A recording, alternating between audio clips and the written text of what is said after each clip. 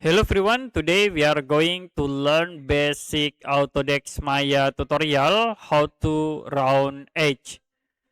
So as example, I will insert the cube object, and if you want to round edge in this cube, you can right click and we can choose the edge selection. We can select all edge like this. After that, you can go to edit mesh and we can use the bevel.